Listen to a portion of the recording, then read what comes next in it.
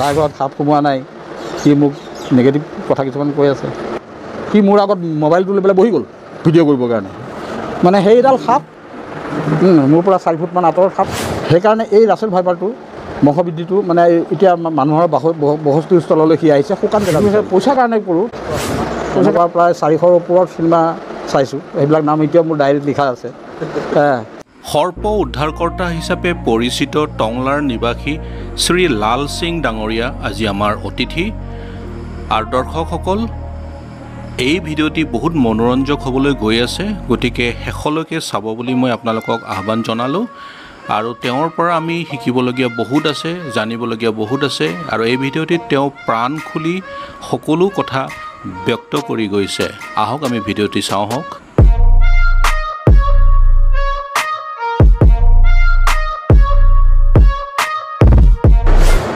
সিংদা নমস্কাৰ। নমস্কাৰ আৰু ফাৰ্ম এণ্ড ফ্লাৱাৰ চেনেলত আপোনাক বহুত স্বাগতম। ধন্যবাদ। প্ৰথম অনুপ্ৰেৰণাটো মই মাৰ পৰাই পাইছোঁ। আমি সৰুতে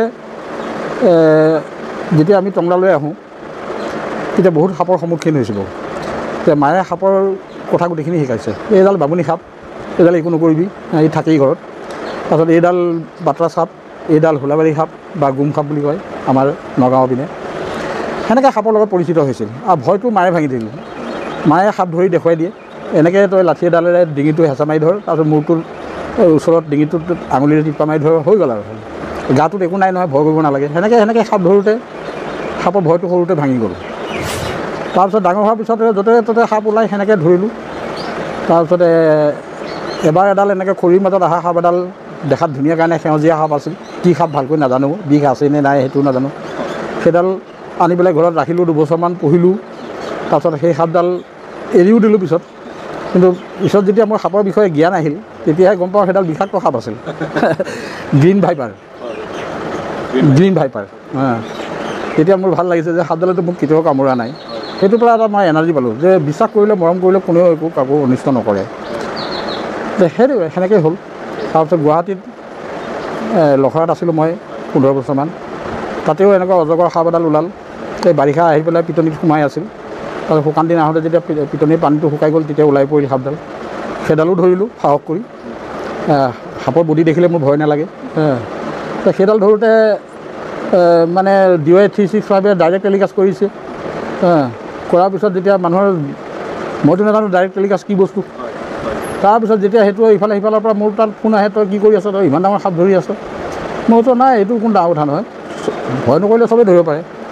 সেইটোৰ পৰা যেতিয়া চবেই বাহ দিলে, সেইটোৰ পৰা মোৰ এটা ভিতৰত মানে এটা এনাৰ্জি আহি গ'ল, ফূৰ্তি এটা আহি গ'ল। সেইটো তাৰপিছত চিৰিয়াখানাৰ কোৱাৰ্টাৰতো মই কেইবছৰমান আছিলোঁ, কেইবছৰ নহয় কেইমাহমান আছিলোঁ। সেই সাপৰ হেৰিটোত মই বেছি ভাল পাওঁ, সাপৰ বিভাগটো। তাতে সোমাই থাকোঁ, মানুহবোৰক সুধি থাকোঁ কি সাপ সেনেকৈ সাপৰ বিষয়ে জানিলোঁ। তাৰপিছত মোৰ আইননগৰ মানুহে মোক মানে মোৰ লগ ধৰি পেলাই মোক কিতাপ এখন দিলে যে এই কিতাপখনৰ যোগেদি আপুনি সাপবিলাক চিনি পাব। আপুনি সাপ ধৰা সাপৰ বিষয়ে জানা নাই? মই নাজানো এইটো। বোলে এইখন কিতাপ লগ বুলি কৈ পেলাই এখন কিতাপ দিলে মোক। সেই কিতাপখনৰ অসমীয়াতে আছে। সেই কিতাপখনৰ পৰা বহুতখিনি মই সাপৰ কথা জানিলোঁ। জানি পেলাই আৰু তাৰপিছত 2011ত মই হেৰিলৈ আহিলোঁ, টংলালৈ আহিলোঁ। 15 বছৰ, 35 বছৰ গুৱাহাটীতে আছিলোঁ। ইয়াত আহি পেলাই দেখোঁ যে সাপৰ সংখ্যা ইয়াতো আছে, বহুত ওলায়। ইয়াত ধৰোঁতে নিজৰ ঘৰত ধৰোঁতে ওচৰৰ ঘৰৰ মানুহে গম পালে। সিহঁতৰ ঘৰত সাপ ওলালেও মোকেই মাতে। সেনেকৈ মাতোতে গোটেই টংলাখনেই জনা হৈ গ'ল। সাপৰ জ্ঞান সিমানখিনিয়ে আছিল মোৰ। তাৰপিছত যেতিয়া মোৰ হেৰি হৈ গ'ল, লগে লগে এতিয়া মোবাইলৰ যুগ আহি গ'ল। মোবাইলত সাপবিলাক মই পৰিচিত পালোঁ। তাৰপিছত আৰু সাপৰ বিশেষজ্ঞৰ পৰা সেইবিলাক জানিলোঁ, সাপ কেনেকৈ ধৰিব লাগে, কি বোলে এইবিলাক TV চেনেল যিবিলাক আছিল, এলিমেণ্ট প্লেনেট, নেশ্যনেল জিঅ'গ্ৰাফি, এইবিলাক খুব চাওঁ মই সাপৰ হেৰিবিলাক। চাওঁতে সেই সাপৰ যোগাৰবিলাক মই বনাই ল'লোঁ ঘৰতে। মই টেকনিকেলৰ মানুহ, মই এইবিলাক মেচিনেৰী কাম কৰা মানুহ। হাতৰ হেৰি আছে, মোৰ বিদ্যা আছে। সেনেকৈ মই সাপ ধৰা যোগাৰডাল বনাই ল'লোঁ। বনাই পেলাই আৰু সহজ হৈ গ'ল, য'তে ওলাই পটককৈ সাপডাল ধৰি আনোঁ। সেনেকৈ সাপ ধৰোঁতে মই 600 সাপ এতিয়ালৈকে 600ৰ ওপৰত হ'ল। 600 মই এৱাৰ্ড পোৱালৈকে মই 600লৈকে ধৰিছোঁ। গুৱাহাটীখিনি ধৰিলে মোৰ এতিয়া 800ৰ ওপৰ হ'ব সাপ। সেয়াই আৰু তাৰপিছত আৰু জ্ঞান ল'বৰ কাৰণে আজিকালি আৰু হাতত মোবাইলটো আছে, তাতে সাপডাল চাৰ্চ কৰিলে কি সাপ পোৱা যায়। সেনেকৈ হৈ গ'ল আৰু একো ডাঙৰ কথা নহয়।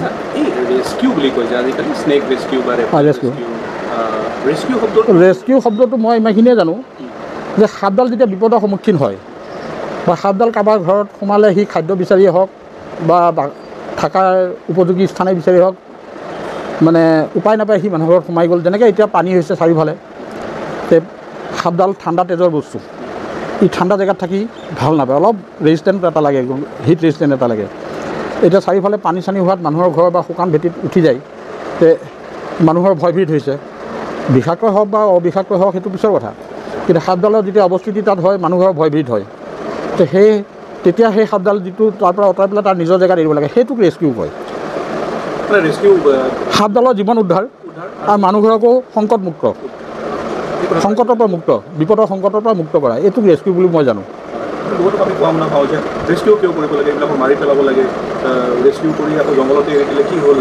চাওক, এইখন পৃথিৱীত জীয়াই থকা অধিকাৰ চবৰে আছে, জীয়াই থকা অধিকাৰ চবৰে আছে।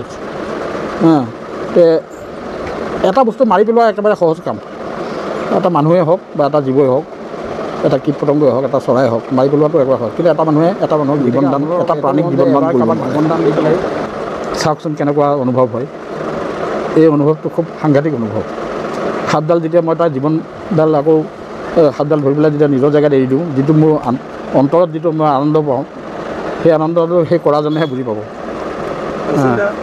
আমাৰ ইয়াতে এতিয়ালৈকে কি ধৰণৰ সাপ? এনে সচৰাচৰ আমাৰ ঘৰৰ ওচৰে পাজৰে বা খেতি পথাৰত ওলোৱা সাপৰ ভিতৰত 25 বিধ সাপৰ ভিতৰত মাত্ৰ 8 বিধ সাপৰহে বিষ আছে। 8 বিধ ভেনোমাছ, তাৰে হাইলি ভেনোমাছ মাত্ৰ 5 বিধৰহে। মানুহৰ শৰীৰত তৎক্ষণাৎভাৱে মানে হেৰি হোৱা একশ্যন হোৱা সাপৰ বিষ 5 বিধ। যেনেকৈ এতিয়া ধৰক আপোনাৰ এতিয়া বাটাত সাপডালে কামুৰিলে, বাটাত সাপডালে কামুৰিলে, এনেই নন ভেনোমাছ, কিন্তু এটা মৌমাখি কামুৰিলেও এটা বিষ হ'ব, এটা বৰলে কামুৰিলেও বিষ হ'ব, এটা দাঁতেৰে যেতিয়া মোৰ ইয়াত ফুটা কৰিব ছালখনত তেতিয়া এটা বিষ হ'ব, ব্লেডেৰে কাটিলেও বিষ হ'ব, সেইটো বিষটো হ'বই, সেইটো বিষটো হ'বই। সেইটো বিষতে আপুনি যদি ভাবে সাপে কামুৰিলে সেই বিষটো আকৌ বেলেগ হৈ যায়। সাপডালৰ অবিষাক্ত বুলি ক'লে মানুহে নাই মোক সাপে কৰিলে এইবুলি কৈ পেলাই সি হাৰ্ট ফেইল কৰিব, ভীতিগ্ৰস্ত হ'ল, সি সাপৰ বিষত পৰা নাই, সি সেইটো বেলেগ কথা। কিন্তু অলপ সময় তেজ ওলাব, তাৰপিছত ডেটল চেটল দিলে বা চাবোন দি দিলে তেজটো বন্ধ হৈ যাব, এইবোৰ নাই। কিন্তু ফেটি সাপডালে যদি কামোৰে, সাপে খুটীয়া আৰু কামোৰা দুটা পৃথক কথা। সাপে কামোৰা যিটো এনেকৈ খামুচি মাৰি ধৰি পেলাই কামুৰিছে আৰু এনেকৈ মোচাৰি দিছে, সেইটোত সি বিষগ্ৰন্থি থাকে সাপৰ চকুৰ ওপৰত, চকুৰ পৰা এটা দাঁতলৈ নলী আছে। সাপৰ দাঁতটো যিটো ভেনম দাঁত, যিটো বিষাক্ত দাঁত, সেই দাঁতৰ ভিতৰতো সৰু ফুটা আছে, সেই ফুটাটো দি খোজ কৰে সি। ভালকৈ কামুৰিলে যদি এটা বয়সস্থ মানুহৰ দেহত যদি এডাল ফেটি সাপে কামুৰে, সি 2 ml খোজ কৰে, তেতিয়া মানুহজনক তৎক্ষণিক চিকিৎসা দিব লাগিব। ডক্টৰী চিকিৎসাতে ওজা বেজৰ কথা কোৱা নাই মই। তেতিয়া চিকিৎসা এনেই খুট মাৰি গ'ল, তেজো ওলাইছে, সেইটো বিষ নাথাকিব পাৰে, খুটীয়াটোত বিষ নাথাকিব পাৰে, কামোৰাটোত বিষ থাকিব। এনেই খুট মাৰি দিলে ফচ কৰি সেইটো বিষ নাথাকিব, সেইটো খুটীয়াটো মোৰ ফুটিলেও তেজো ওলাল, বিষ নাথাকিবও পাৰে। সেইটো আচলতে আৰু চেঞ্চিটিভটোহে মানুহজনক বচাব। ৰাছেল ভাইপাৰটো মই ভাৰতৰ বিশিষ্ট বৈজ্ঞানিক নীলিম কাইত, তেওঁ নিজৰ থিচিছত লিখা মতে জম্মু কাশ্মীৰ আৰু লাডাখৰ বাহিৰে অল অভাৰ ইণ্ডিয়াত ইয়াৰ অৱস্থিতি আছে, কম বেছি পৰিমাণে। অসমতো আগৰ পৰাই আছে, কিন্তু কম আছিল, কাৰণ অসমৰ ৱেডাৰটো সেইটো সাপৰ কাৰণে ইমান এটা উপযোগী নহয়। এতিয়া পাহাৰীয়া অঞ্চলত, শুকান অঞ্চলত ই আছিল, ইয়াক মানুহে অজগৰ বুলিয়ে ভাবিছিল আৰু সেনেকুৱা মানুহৰ লগত সংঘাত হোৱা নাছিল। এতিয়া যে হৈছে, আমাৰ জলবায়ু অলপ তাৰতম্য ঘটি আছে, আমাৰ নৰ্থ ইষ্টত গৰমৰ আৰু আগৰ নিচিনা নাই, জলবায়ু অলপ পৰিৱৰ্তন হৈ আছে। সেইকাৰণে এই ৰাছেল ভাইপাৰটো বংশবৃদ্ধিটো এতিয়া মানুহৰ কাৰণ বাকীবিলাক জেগাত চব পানী ভৰি গৈছে, মাটিবিলাক ডেম হৈ গৈছে, সেমেকা হৈ গৈছে, ই শুকান জেগাত থকা বস্তু ৰাছেল ভাইপাৰটো। সেইকাৰণে শুকান জেগাত মানুহৰ ঘৰৰ ওচৰত সোমাইছে, অন্য কোনো কাৰণ নহয়। আৰু এইটো যিটো এতিয়া মোবাইল চবাইলত এইবিলাক নিউজত কোনোবাই আনি এৰি দিয়া, সেইটো মই পক্ষপাতি নহয়, আগৰ পৰাই আছে, কম আছিল আৰু ই নিজৰ ঠাইত আছে, এতিয়া সি নিজৰ ঠাইত ত্যাগ কৰি পেলাই সি মানুহ বসতি অঞ্চলত সোমাইছে। ইয়াৰ কাৰণ সেইটো শুকান জেগা বিচাৰি, ওখ জেগা বিচাৰি। তেজপুৰ অঞ্চলত আছে, সেইটো অৰুণাচলৰ নামনি অঞ্চলত আছিল, আমাৰো ইয়াতে ভূটানৰ নামনি অঞ্চলত হয়তো ক'ৰবাত ওলাব, যেনেকৈ এতিয়া বঙাইগাঁৱতো ওলাইছে ভূটানৰ নামনি অঞ্চলত, কিন্তু আমাৰ ব্ৰহ্মপুত্ৰৰ দক্ষিণ পাৰে নাই। যিমান ওলাই আছে এতিয়া চব নৰ্থ বেংকত ওলাই আছে, চাউথ বেংকত নাই। আৰু মানে এইটো ক'ব পাৰি নেকি যে ওপৰৰ জেগাৰ পৰা ঠাইবিলাকৰ পৰা ভৈয়ামলৈ আহিছে, ভৈয়ামলৈ আহিছে। এইটো চাউথ বেংকত এতিয়ালৈকে পোৱা পুষ্টি হোৱা নাই। এতিয়া হয়তো হ'ব, কিয় ব্ৰহ্মপুত্ৰ পানী বাঢ়িছে, পানীত গৈ পেলাই দক্ষিণ পাৰেও ওলাব, সিপাৰলৈ গুচি যাব, উঠি যাব বানপানীত, সিফালে বিস্তাৰ হ'ব। কিন্তু ইয়াৰ প্ৰজাতিটো আছিল পাহাৰৰ নামনি অঞ্চলত, ই পাহাৰতো নাথাকে, পাহাৰৰ নামনি অঞ্চলত থাকিব, ভৈয়ামত থাকিব, এই ওখ জেগাত থকা। এতিয়া যিটো কিং কবৰা আছিল, কিং কবৰা আগতে আমাৰ অসমত বহুত আছিল, এতিয়া কমি আহিছে, এতিয়া আপালত আছে, আমাৰ মধ্য অসম বা নামনি অসমত নাই। কিয় আগতে বাঁহৰ বাৰী বহুত আছিল, শুকান পাতৰ হেৰিত, তাতে কিং কবৰাৰ বাসস্থান। বাঁহ কমি গ'ল, আমাৰ পেপাৰ মিল হোৱাৰ লগে লগে বাঁহ কমি গ'ল। কিং কবৰা ইয়াত নাই, পশ্চিমবংগত আছে। পশ্চিমবংগত এতিয়া বাঁহৰ প্ৰচুৰ হেৰি আছে। আৰু চবতকৈ বেছি আছে কেৰেলাত, চাউথত কেৰেলাত কিং কবৰা, উৰিষ্যাত আছে। তাত বাঁহ, নাৰিকল গছ এইবিলাক বেছি আছে, শুকান জেগাত পায়, তাত থাকে।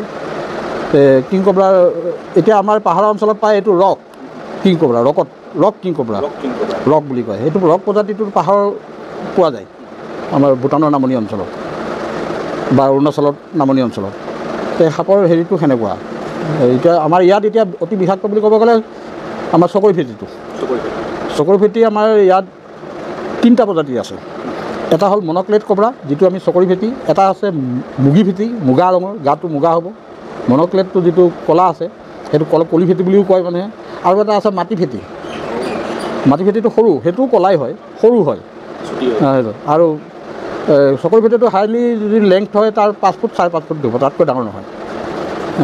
তো বিষাক্তৰ ভিতৰত সেইটো পৰে। তাৰপিছত ভাইপাৰ সাপটো পৰে, ভাইপাৰ যিটো মাউণ্টেইন পিচ ভাইপাৰ আছে, সেইটো এভেইলেবল আমাৰ এইটো অঞ্চলত। অন্ততঃ মই টংলাত বহুত পাইছোঁ। মাউণ্টেইন পিচ ভাইপাৰৰ ভিতৰত ভাইপাৰ প্ৰজাতি আৰু এটা আছে গ্ৰীণ ভাইপাৰ, এটা আছে য়েলো ভাইপাৰ।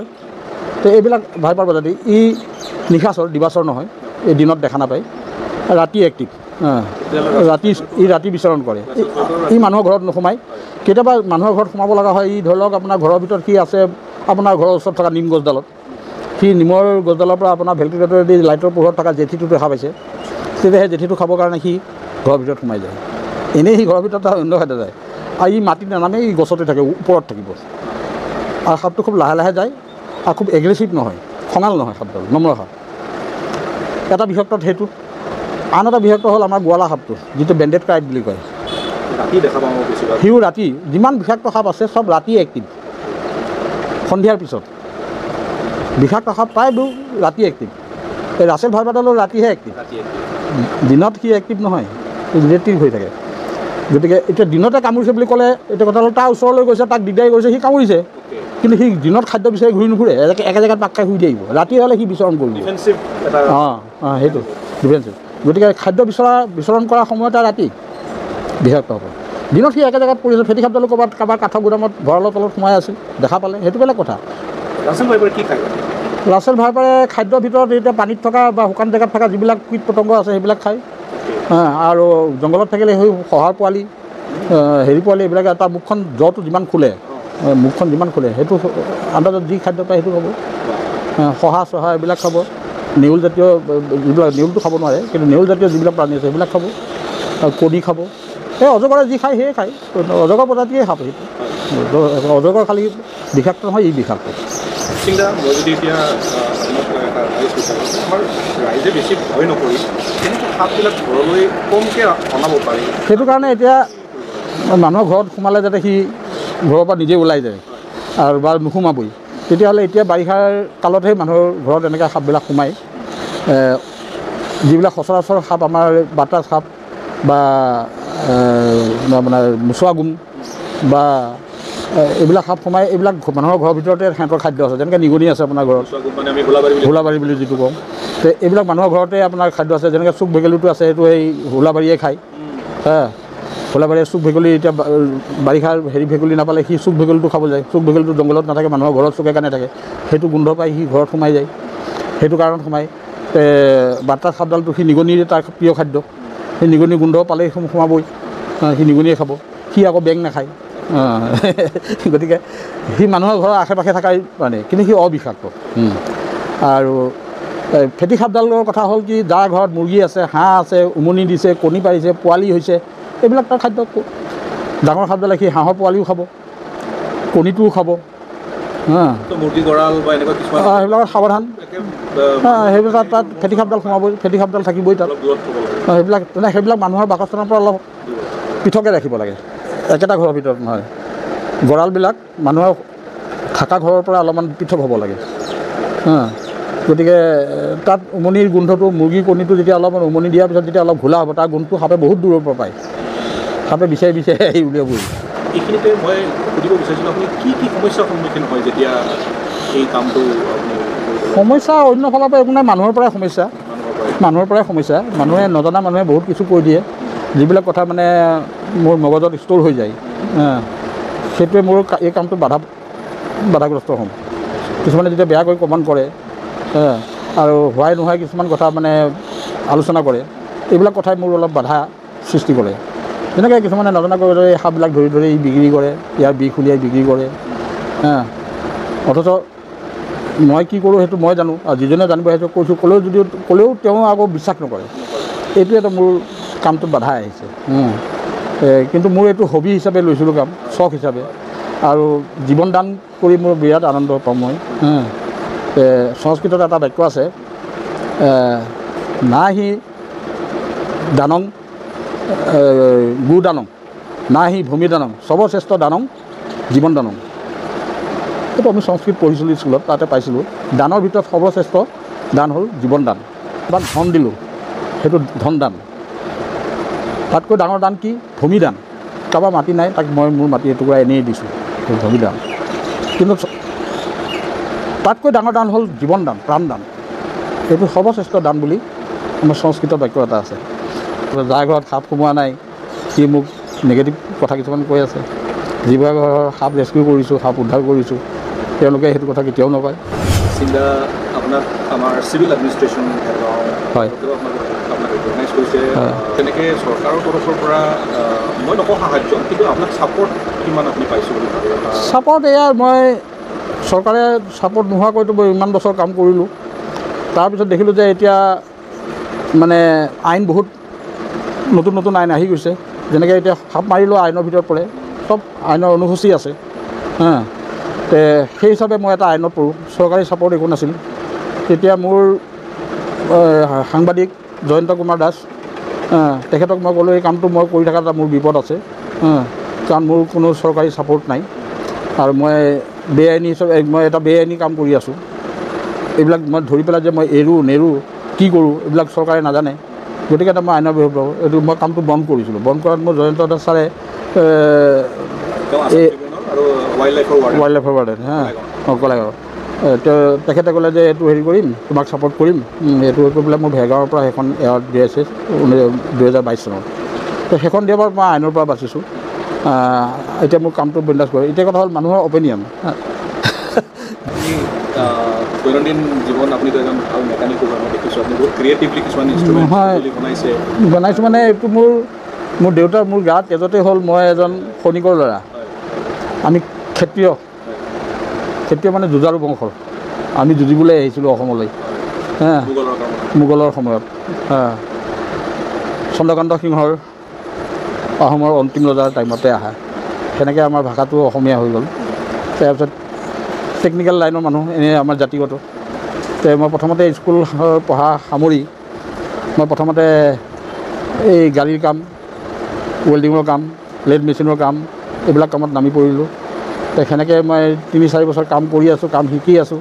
কৰি পঞ্জাৱতো কাম, মোৰ ভিনদেউ আছিল পঞ্জাৱত, তেওঁৰ তাতো গৈ 2 বছৰমান থাকি কাম শিকি আহিলোঁ। আহি পেলাই সেইটো এটা মোৰ হবি বুলিয়ে ক'ম। সেইটো শিকিলোঁ, এতিয়াও সেইটো কৰি আছোঁ। ঘৰতে মোৰ নিজা ইণ্ডাষ্ট্ৰী এটা আছে, আৰু এইবিলাক সাপৰ যোগাৰবিলাক চব নিজেই বনাই লওঁ। আৰু ইলেক্ট্ৰনিকৰ কাম সকলোখিনি মই কৰোঁ। মেচিনাৰী ইয়াৰ মাজতো গান চান মই চিনেমা চোৱা চখটো আমাৰ 65-68ৰ পৰা টংলাত আহিছিলোঁ আমি, তেতিয়া চিনেমা চাইছিলোঁ। চিনেমা সেই আগৰ চিনেমা আৰু মানে চিনেমা হলত চোৱা চিনেমা, সেনেকুৱা প্ৰায় 400ৰ ওপৰত চিনেমা চাইছোঁ। সেইবিলাক নাম এতিয়াও মোৰ ডায়েৰীত লিখা আছে। কোনটো তাৰ মিউজিক কম্প'জাৰ কোন, গানটো ৰচনা কোন, কাৰ ৰচনা, ক'ত শ্বুটিং কৰিছিল, কোন এক্টৰ আছিল, গোটেই পুৰণা চিনেমাৰ যিকোনো এটা গান গ'লে মই মুখতে কৈ দিম। আগৰ মিউজিক ডাইৰেক্টৰবিলাকৰ এটা সুকীয়া এটা অঁ সুকীয়া এটা এটা মানে সেইবিলাক মানে ভিতৰত ষ্ট'ৰ হৈ যায়। আজিকালি গান শুনিলোঁ আৰু গ'ল। চবৰে একেই। হামৰাজ ফিল্মৰ গান, আৰাধনাৰ গান, এইবিলাক গান আজিও ফেমাছ, আজি 40 বছৰ আগৰ গান। তেনেকুৱা গান প্ৰতি হেৰি আছে। চিনেমাৰ কাহিনীৰ প্ৰতি মোৰ ৰাপ আছে, এইপিনে সাহিত্যৰ পিনেও ৰাপ আছে, বুৰঞ্জী পিনেও ৰাপ আছে, জিঅ'গ্ৰাফী পিনেও ৰাপ আছে। আছিংদা, আপুনি এই যেতিয়া সাপ ধৰিবলৈ যায়, হয় তেনেকুৱা আপোনাৰ বৰ ভাল তেনেকুৱা কিবা ঘটনা আছে নেকি যিটো আপোনাৰ হয় হয় হয় হয় এবাৰ কি হ'ল, যোৱা বছৰ এনেকুৱা গৰমৰ দিনতেই অক্টোবৰ মাহত মোৰ টংলাৰ পৰা প্ৰায় 10 কিলোমিটাৰমান আঁতৰত এখন স্কুলত মানে মধ্যাহ্ন ভোজন হয় নহয় আজিকালি, সেনেকুৱা থোৱা মানে ঘৰটোত খৰি থোৱা আছিল। তাতে ৰান্ধনীজনে খৰি আনিবলৈ যাওঁতে সাপ এডাল দেখা পালে, খচ কৰি উঠিছে। দেখা পোৱাৰ পিছত মোলৈ ফোন লগালে স্কুলৰ প্ৰধান, মোক মাতিলে। মই গ'লোঁ, যাই পেলাই গুদামটো খালী কৰালোঁ। যাই পেলাই সাপডাল দেখিছোঁ, প্ৰকাণ্ড এডাল ফেটি সাপ, মন'ক্লেট ক'ব্ৰা। সেই সাপডাল ধৰিবৰ কাৰণে মই সাজু হৈছোঁ। সাপডালে প্ৰায় 3 ফুটমান ওপৰলৈকে এনেকৈ ফনা তুলি উঠিছে। উঠি পেলাই মই সাপডাল ধৰিম আৰু এটেম্প লৈছোঁ মই। এনেতে এজন বয়সস্থ মানে মানুহ এজন সুদাগাৰে খালী লেঙটি মাৰা আছে, সি মোৰ আগত মোবাইলটো লৈ পেলাই বহি গ'ল ভিডিঅ' কৰিবৰ কাৰণে। মানে সেইডাল সাপ মোৰ পৰা 4 ফুটমান আঁতৰৰ সাপ, এইটো মই, তাৰ মাজতে সি মোবাইলটো লৈ পেলাই বহি গ'ল। সাপডালে এগ্ৰেছিভ হৈ আছে মাৰিবৰ কাৰণে। খট কৰি মোৰ এই কিলাগতিটো মানুহটো মূৰত লাগিছে। মোৰ কি লাগিছে এইটো চাওঁতে মানুহটো একে মোবাইল লৈ বহি আছে। এতিয়া সেই মানুহটোক বচোৱাটোহে মোৰ ডাঙৰ কথা হৈ গ'ল। তাক একদম মূৰত মাৰিব। তেতিয়া মই মানুহটোক একেবাৰে এটা ভৰিৰে গোৰ মাৰি পেলাই মানুহটোক বাহিৰলৈ পেলাইছোঁ। লগে লগে সাপডালৰ পেটত মই ধৰিছোঁ, যাতে সাপডালে তাক মাৰিব নোৱাৰে। ধৰি পেলাই সাপডাল যেতিয়া বাহিৰলৈ উলিয়াই আনিছোঁ, আনি পেলাই সাপডাল মস্ত প্ৰকাণ্ড, প্ৰায় 6 ফুটমান দীঘল, মস্ত মানে বিৰাট পৰিপুষ্ট সাপ এডাল। সেই সাপডাল মই পিছত এডাল বেগত ভৰাই মানুহজনক কৈছোঁ, তই কি হ'ল আপুনি আছে নহয়, কিয় কামুৰিব মোক খাব, মই থাকিম কিন্তু মই সাপডাল ধৰিম নে মানুহটো পঠাম। এই মোবাইলটো লৈ পেলাই মানুহটো মৰিল হয়। এতিয়া মানুহটো যদি খুট মাৰিল হয়, মানুহটো যদি হেৰি হ'লে, গোটেই গাঁৱৰ মানুহে মোক অপৰাধ ধৰিলোঁ হয় নহয়। তো আপুনি থাকোঁতে মানুহটো সাপটো কেনেকৈ কামুৰিলে, মানুহটোৱে কি ভুল কৰিছে সেইটো কথালৈ নাহে। তাৰমানে সেইদিনাখন মোৰ ভয় লাগি গৈছে এই কামটো কৰিবলৈ। দুটা ৰেস্কিউ কৰিলে হয়, কিন্তু যদি মানুহজনক যদি কামোৰ খালে গোটেই গাঁৱৰ মানুহে মোক পিটিলে হয়, মই দোষাৰোপ কৰিলোঁ হয়। যে আপুনি থাকোঁতে সাপডালে কেনেকৈ কামুৰিলে। কিন্তু মানুহটোৱে যে ভুল কৰিছে, মোৰ সন্মুখত যাই বহিছে, সেইটো কথা মানুহবিলাকে নক'লে হয়। তাৰপিছত মানুহজনক কৈছোঁ, আপুনি ভিডিঅ' কৰে দূৰৰ পৰা কৰক, সাপডালটো মোক প্ৰথম ধৰিবলৈ দিয়ক। সাপডালে ফনা মেলি আছে এনেকৈ, সি মোৰ আগত বহি যাব। মই এতিয়া হেণ্ডেলডাল চলাব ৰখিম, তাৰ মূৰটো মোৰ ইয়াত লাগিছে। এতিয়া মই সাপডালৰ পৰা সেই মানুহজনক কেনেকৈ বচাওঁ, সেইটো মোৰ প্ৰধান কাম হ'ল। গতিকে সাপডাল কিবা কৰি পেলাই তাৰ পেটত ধৰি ৰাখিছোঁ, ধৰি পেলাই তথাপি সি এনেকৈ মাৰিছে, তাক ঢুকি পোৱা নাই। মানুহজনক মই ভৰিৰে গোৰ মাৰি পেলাই আঁতৰাই পেলাই বচাইছোঁ। সেইটো এটা মোৰ জীৱনত এটা নতুন অভিজ্ঞতা। সাপ ধৰিবলৈ যাওঁতে যে মই আগতে কৈ দিব লাগিছিল, সেইটো মই যে কোনো নাহিবি ৰুমৰ ভিতৰত। সাপৰ ওচৰত অলপমান মিষ্টেক কৰিব, তাত কোনো কনচিডাৰ নাই। মিষ্টেকৰ ভুলৰ কোনো সম্বোধন নাই, সময় নাই মাৰিবলৈ। গতিকে সেনেকুৱা মানে মই নিনিওঁ, খালি কওঁ যে সেইডাল মই ধৰি আছোঁ, তই সেইটো বস্তু আঁতৰাই দে, ইমানখিনি। কিন্তু সাপ ৰেস্কিউ মই অকলেই কৰোঁ। বহুত ভাল লাগিলে আপোনাৰ লগত কথা পাতি। শেষত আপুনি কি ক'ব আমাৰ দৰ্শকক? দৰ্শকক এইটো কাম, সকলো বস্তুৰ প্ৰতি আপুনি এটা জানিবলৈ ইচ্ছুক থাকিলে, জানিবলৈ জিজ্ঞাসু থাকিলেহে আপুনি জানিব পাৰিব। জানিবলৈ ইচ্ছা থাকিব লাগিব। সাপৰ বিষয়ে হওক, বাঘৰ বিষয়ে হওক, হাতীৰ বিষয়ে হওক, বুৰঞ্জীৰ বিষয়ে হওক, জানিবলৈ এটা আগ্ৰহ এটা লাগিব। এই ধৰক মই যদি সাপটোৰ প্ৰতি মানে সাপটোৰ বিষয়ে জানিবলৈ বিচাৰোঁ, তাৰ প্ৰতি এটা ৰেচপেক্টো আছে। নিশ্চয় আহিব। কনকলতা, এইটো কনকলতা, এইটো আৰু পতাকা লৈ গৈছিলোঁ, গুলি মাৰিলে মৰি থাকিলে, এইটো হেৰি হৈ গ'লে, এইটো থাকিলে। কিন্তু কনকলতা কাৰ ছোৱালী আছিল, কেনেকৈ তাই হেৰি হৈছিল, ভিতৰত সোমাব লাগিব, তেতিয়াহে আপোনাৰ সেই মানুহজনৰ প্ৰতি শ্ৰদ্ধা আহিব, আপোনাৰ গৌৰৱ হ'ব। এতিয়া ক'লোঁ যে প্ৰথম ব্যৱসায়ী যিজন মাণিক চন্দ্ৰ বৰুৱা, তেওঁ প্ৰথম ব্যৱসায় কি কৰিছিল, ভাৰতত যেতিয়া ৰে'ল লাইন বিচাৰ হৈছিল ব্ৰিটিছৰ টাইমত, সেই ৰে'ল লাইনৰ শ্লিপাৰৰ কাৰণে আমাৰ ইয়াৰ পৰা শাল কাঠ গৈছিল নহয়, সেই শাল কাঠৰ ব্যৱসায় তেওঁ আৰম্ভ কৰিছিল। ঠিক সেনেকুৱা আৰু আজিকালি এতিয়া ব্যৱসায় বুলি ক'লে অনিল আম্বানী, আদানী এইবিলাকৰ কথা আহে, কিন্তু আমাৰ অসমৰ ব্যৱসায়ী আগতে কি আছিল, কি নাছিল, যথেষ্ট চাব লাগিব। আমি অসমখনক লৈ পেলাই আমি গৌৰৱ কৰিব লাগিব, বুজিছে নাই। এই আমাৰ নিজৰ ঠাইখিনি আমি বিষয়ে জানিব লাগিব, যিখিনি আমি বাসস্থান কৰিছোঁ, এই বাসস্থানৰ ইতিহাস আমি জানিব লাগিব, বুজিছে নাই। আৰু ইয়াত থকা যিকোনো সাপ, বেং হওক বা হাতী হওক, বাঘ হওক, যিকোনো এটা বস্তু হওক, ইয়াৰ লগত আমি পৰিচিত হ'ব লাগে। আৰু ই এটা মানুহৰ আৰু তাৰ লগত আমাৰ এটা ইক'চিষ্টেম আছে ইজনে সিজনৰ পৰিপূৰক সিও আমাক সাপডালেও আমাক সহায় কৰি আছে প্ৰাকৃতিকভাৱে এখন পৃথিৱী এখন প্ৰকৃতিৰ বস্তু আমিও প্ৰকৃতিৰ বস্তু মানুহো প্ৰকৃতিৰ বস্তু ইজনে সিজনৰ পৰিপূৰক যেনেকৈ গছ থাকিলেহে মানুহ থাকিব এতিয়া সেই কথা যেনেকৈ জীৱ জন্তু সৰীসৃপ থাকিলেহে মানুহ থাকিব সেয়া আছিল টংলা নিবাসী শ্ৰী লাল সিং ডাঙৰীয়া আপোনালোকে ভিডিঅ'টি নিশ্চয় ভাল পালে আৰু যদি ভাল পায় এই ভিডিঅ'টি লাইক আৰু শ্বেয়াৰ আৰু ছাবস্ক্ৰাইব কৰি দিব বহুজনলৈ এই ভিডিঅ'টি পঠিয়াই দিয়ক যাতে সকলোৰে উপযোগী হয় আৰু আপোনালোকে যদি ভাল পাইছে কমেণ্ট ছেকশ্যনত নিশ্চয় আমাক জনাব বুলি আশা থাকিল মই লগ পাম আপোনালোকক অহা ভিডিঅ'টিত ধন্যবাদ